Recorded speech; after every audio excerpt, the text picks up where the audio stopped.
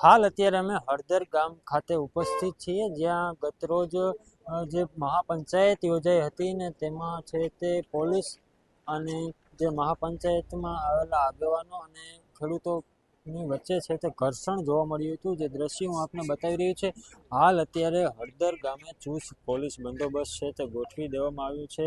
સમગ્ર ઘટના થયા બાદ જે ગામ લોકોનો એવો પ્રતિસાદ મળી રહ્યો છે કે એની પ્રતિક્રિયા લીધા બાદ ગામ લોકોએ એ જણાવ્યું છે કે જે પથ્થરમારો થયો ત્યારબાદ પોલીસ દ્વારા જે અહીંના સ્થાનિકોની છે તે અટકાયત કરવામાં આવી, તેમાં સ્થાનિકો દ્વારા એવું જણાવવામાં આવી રહ્યું છે કે ક્યાંક ને ક્યાંક નિર્દોષ લોકો પણ છે તે અહીં આ પોલીસની અટકાયતમાં આવી ગયા હોવાનું સ્થાનિકો દ્વારા જણાવવામાં આવી રહ્યું છે. અને સ્થાનિકોનો એવી માંગ છે કે જે નિર્દોષ લોકો આમાં આ પોલીસની અટકાયતમાં આવ્યા છે તેને છોડી દેવામાં આવે અને તેને પરત ઘર મોકલી દેવામાં આવે.